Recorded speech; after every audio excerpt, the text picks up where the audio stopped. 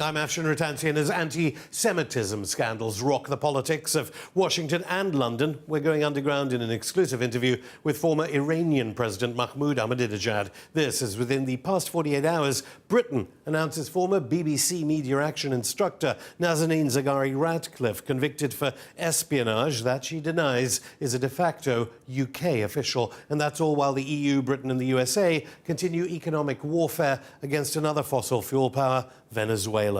Welcome, President Mahmoud Ahmadinejad. One of the world's greatest revolutionaries, Hugo Chavez, remembered by supporters and enemies alike today, died 6 years ago this week. You knew him. Was he, as NATO mainstream media has it, a dictator? In the name of God, the most merciful, Americans and the British can label people however they want. We have to see what their standards and criteria are for labeling people in such a way. Do you know of a dictator who loves his people? Who could walk freely among the people on the streets, listen to their demands and fulfill them? Of course, Mr. Chavez was against the domination of foreigners over his country and other countries. He was a strong supporter of freedom. He became president with a high percentage of the people's vote. I believe you should ask the people who make such labels why they are trying to fan the atmosphere of vengeance among the public. Those who knew Mr. Chavez closely know that he was a very kind man, a really lovely person. And on various occasions, I saw him in many parts of Venezuela. He went to the people, walked freely without any security or bodyguards. He listened to the people for hours. He loved his people, and that is how he lived. I think if you want to have a better world, you need to have certain standards that are acceptable by all the nations of the world. The standards defined by those with hundreds of years of colonial history, who waged wars, even today, they set their sights on the wealth of other nations, and they cannot run their own economy independent of other nations. Those standards have failed to bring security to the world.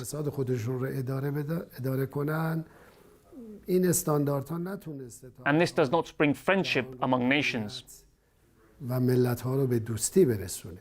Well, the US and European Union wants to overthrow his successor, Maduro, of the Bolivarian Revolution, just like the US wants to overthrow the government of Iran. Before speaking about changes, we have to ask, do Americans have the right to overthrow Maduro in Venezuela? If we accept that others have the right to interfere in the internal affairs of other countries, then no space would be left to talk about human rights, international laws, freedoms and humanity. Venezuelans are independent, brave, well-informed people. They seek freedom and they love liberty. Let us allow other people to decide on their own. The destiny of the Venezuelan people should be decided by themselves, not the President of the USA. After Donald Trump violated the UN nuclear deal with sanctions, are things basically the same between Washington and Tehran as they were when you were president? That was expecting too much. We had accepted the regulations and the provisions of the IAEA. Can we think of a sustainable peace if a government is to enjoy more rights than others do? Can we entertain the ideas of brotherhood and friendship? This is dictatorship, but at the international level. The US administrations should allow people to participate in running the affairs in a democratic atmosphere.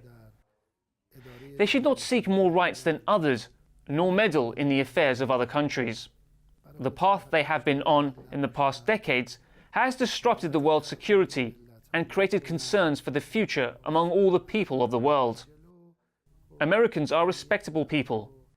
The USA, however, has many problems at home. The US President and his administration need to spend their time fixing people's problems in their own country. If they imagine that the resolution is to create trouble and put other nations into chaos, then that would mean they are sowing deep vengeance and animosity among the nations. I believe that this is not the right way. یک دشمنی و کینه عمیق رو Do you think these kinds of violations of UN resolutions are symptomatic of capitalism itself? بله ذات نظام سرمایه‌داری بر تبعیض و بی‌عدالتی است. Yes, capitalism by its nature is based on cruelty and injustice. Actually, we don't have capitalism in the world anymore. It's the system of capitalists who are dominating the resources of the world. They deprive other people of many opportunities. The nature of a capitalist system is unjust distribution of opportunities, natural wealth and riches. In this situation, there is no chance for others. So the freedoms of other humans will be restricted, and that is the greatest war against justice. به طور مبنایی While all chances for growth, improvement, development will be hindered. This is injustice by definition. It's unacceptable to see one side amass colossal wealth in astronomical figures, while on the other side they remain in poverty. There are many prisoners in the United States. We also have detainees in Iran. I oppose any form of prison in principle, and I think many prisoners are held captive for two main reasons. Firstly, discrimination. Social gaps cause extreme deprivation and poverty. And secondly, a number of people regard themselves superior than others. They keep the rights for themselves to trump on the rights of society and other people. If we try to put in place the joint management of the world, then all human beings will partake in society's interests and effectively participate in shaping that society. Then, hopefully detention centres would be scrapped, and in future we will not see anybody behind bars anymore. Also, some thinkers look at the phenomenon of prison from a different angle. In any geographic location where some people or a nation are under pressure, their freedoms are confined, their rights are ignored, and they are not allowed to develop themselves and reach a proper status. Then that geographic location then becomes a prison. Wherever superpowers pressure people, confine them and infringe their rights, that place becomes a jail.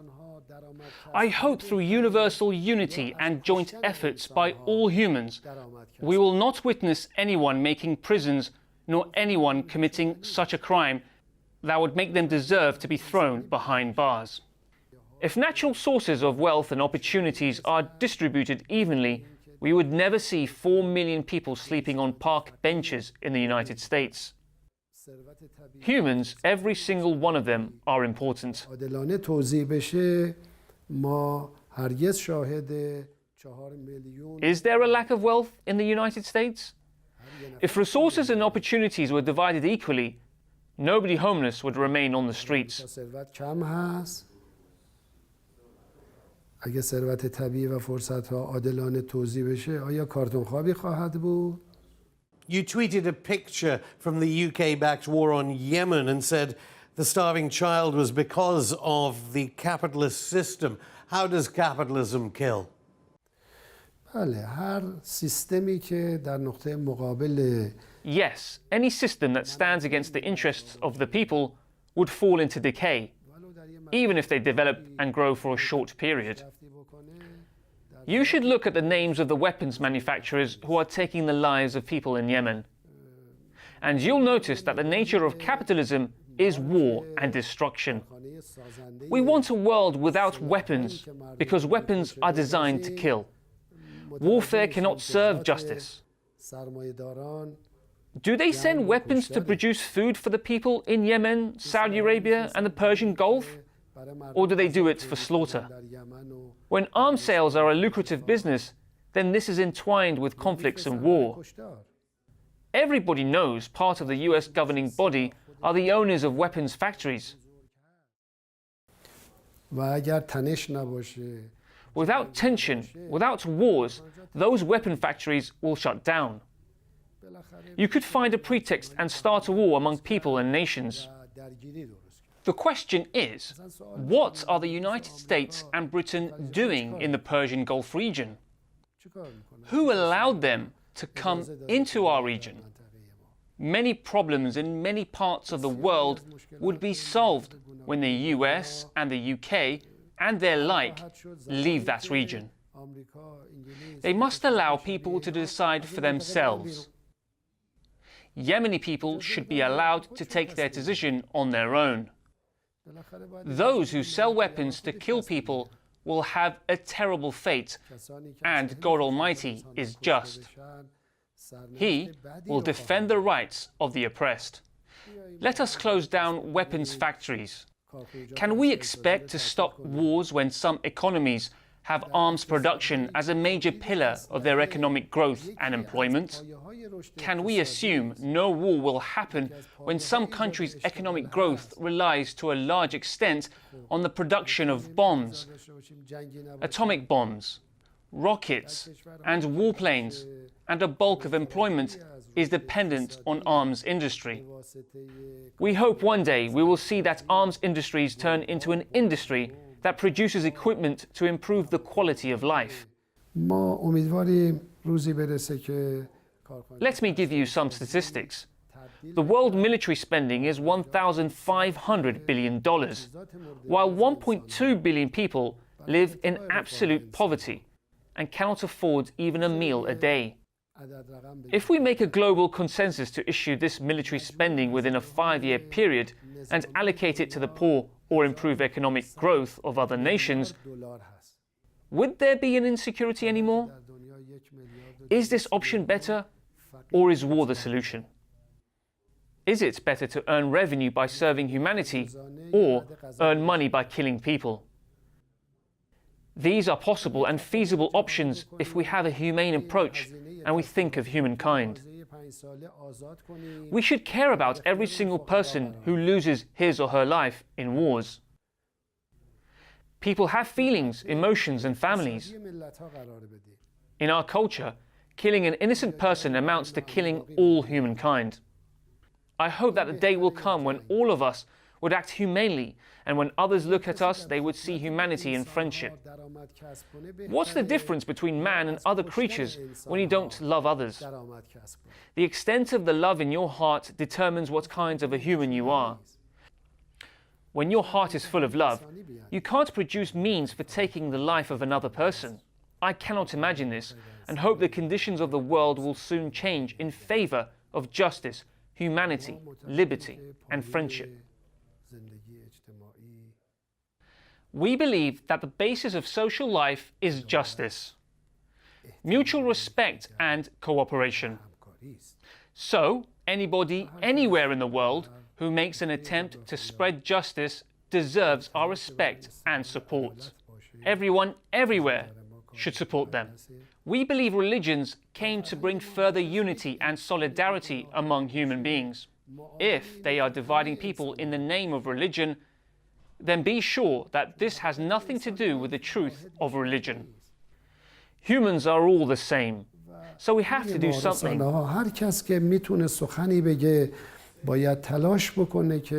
These governments must stand by the people, promote peace instead of wars, friendship instead of animosity.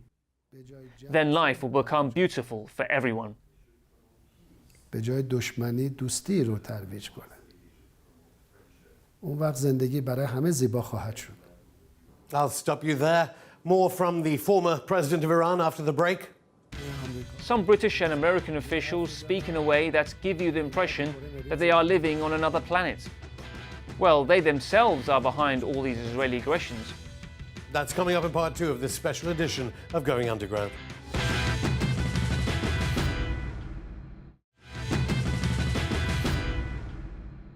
Welcome back. We're still with Mahmoud Ahmadinejad, former president of Iran. In part 1, we spoke of UK involvement in the world's worst humanitarian crisis. UK Prime Minister Theresa May says that Britain must sell weapons to Saudi Arabia to bomb civilians to keep Britain safe from perhaps Saudi-linked terrorists.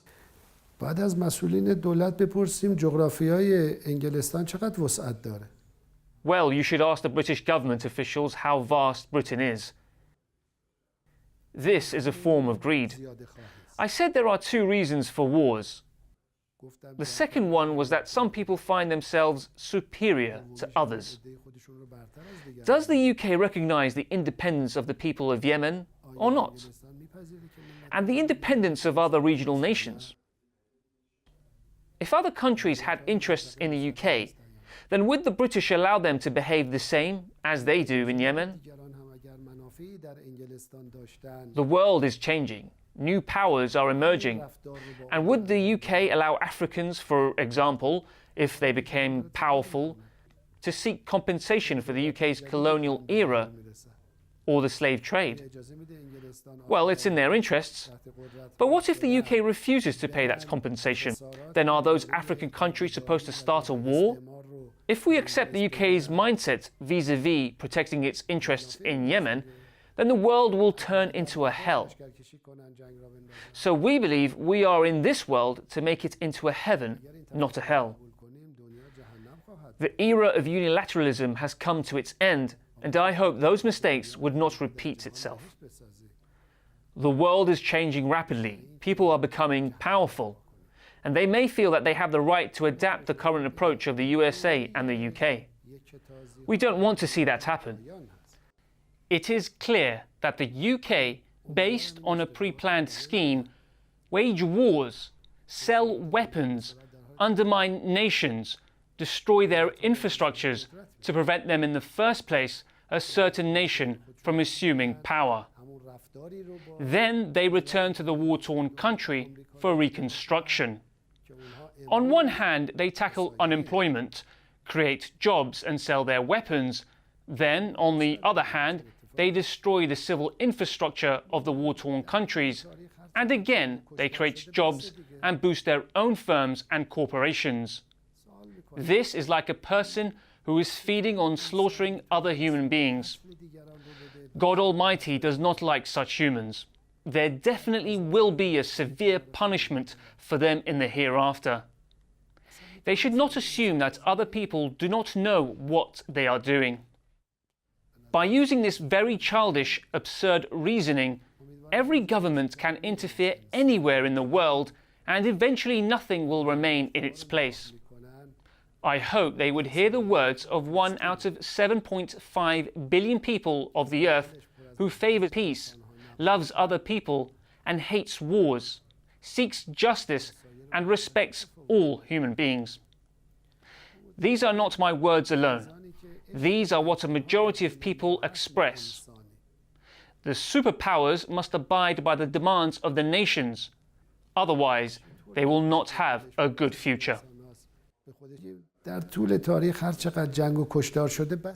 Throughout history, we have seen enough wars and bloodshed. That is enough. Now I ask you, how come a man can order the killing of others and then sleep easily?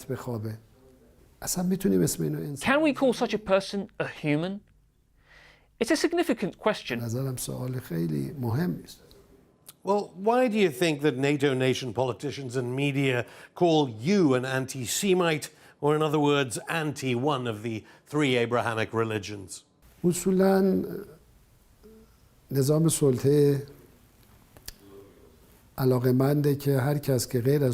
dominant hegemonic system of the world likes to introduce those who think differently in a way it wishes, and not the way they really are.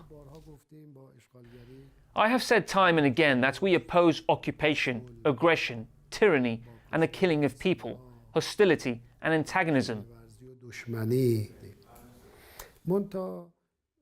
We don't oppose any faith or religion, but we oppose inhumane treatment and behaviour. I have said this on many occasions, but the Western media have a double standard. If you say something that isn't in line with their policies, they will stigmatize you as a horrible person.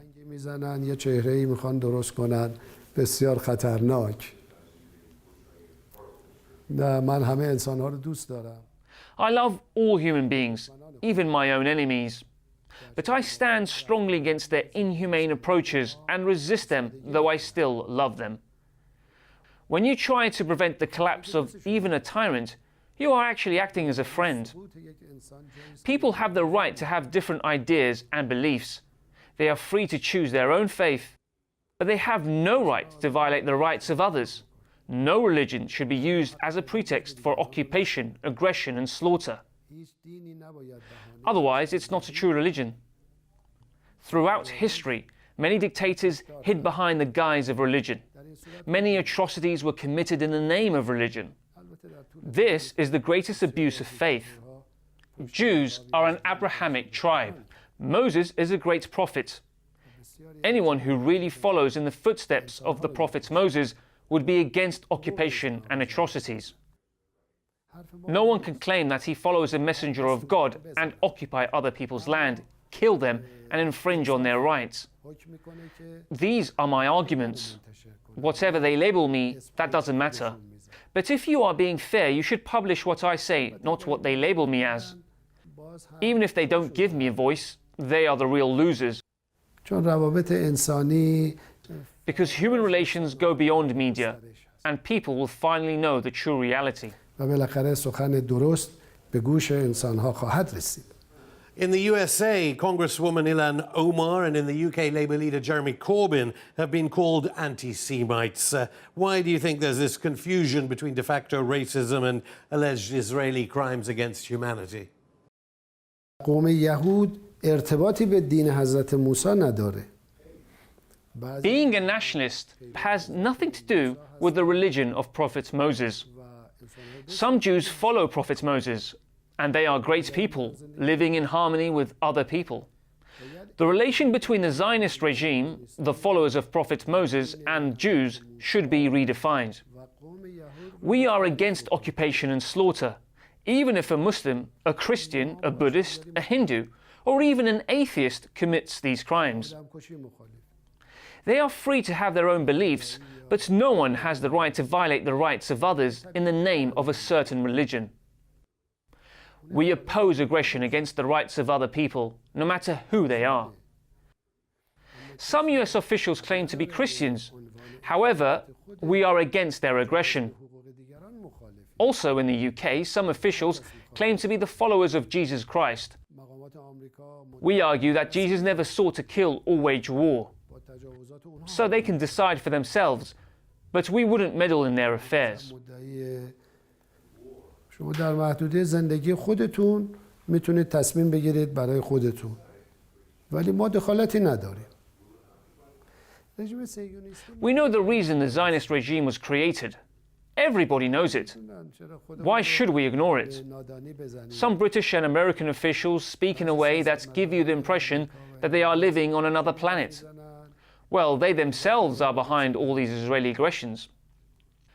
Maybe these officials assume the rest of us are from another planet and are unfamiliar with their schemes. However, everything is clear. Human rights must be recognized. There should be no wars of aggression, or wars that are waged for oil in the Middle East, or wars that advance their interests in the Middle East. They have to try and work in their own country and let others improve their own country. Then we could trade in a friendly manner, and eventually everybody will enjoy tranquility and prosperity. But now you are in power and you are dominating the world and want to impose your interests on others. That's not a good thing. It will not have a good future. This is what we stand against. Unsurprising that NATO nation mainstream media not really headlining the UN report alleging possible crimes against humanity committed by Israel against more than 6,000 unarmed civilians dead or wounded in the Great Return March in Gaza? We do not have independent media in Europe and North America. Media are mostly dependent on the capitalists. Even if there is an independent media, it does not have the power and capability to spread its message to the entire world. The Western media covers the news of the capitalists who dominate the resources of the world. That's not a good thing.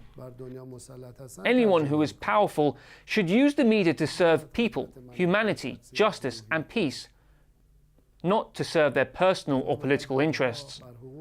The United Nations have on many occasions stressed the rights of the Palestinian people and that the Zionist regime is the occupying force. همه اجازه بدیم ملت فلسطین Let the people of Palestine decide their own fate, regardless of their religion. Jews, Muslims and Christians should freely decide their political destiny. I'm sure by doing so, we will have a better world. من فکر میکنم در این صورت جهان بهتری خواهیم داشت. Well, finally, I've got to ask you, will you run to be the next president of Iran? ما تابع خواست مردم ما هستیم. Well, we have to wait on people's demands, and then we will see. اما باز هم باید صبر کنید. من جمله‌ای رو راجع به قوم یهود گفتم. I would like to make a statement regarding the Jewish people. They are an Abrahamic tribe, many of whom are followers of Prophet Moses. Some of them I personally know, and they are true believers and pure people. من میشناسم انسان‌های مؤمن و پاک و دلسوزن. But the Zionist movement has nothing to do with Prophet Moses, his faith, and the Abrahamic religion. و قوم یهود نداره. Mahmoud Ahmadinejad, thank you. And that's it for the show. We'll be back on Monday, 29 years to the day. The Chile's UK-US-backed dictator was forced out after 16 years of CIA torture and neoliberalism at the point of a gun. Until then, keep in touch via social media. See you on Monday.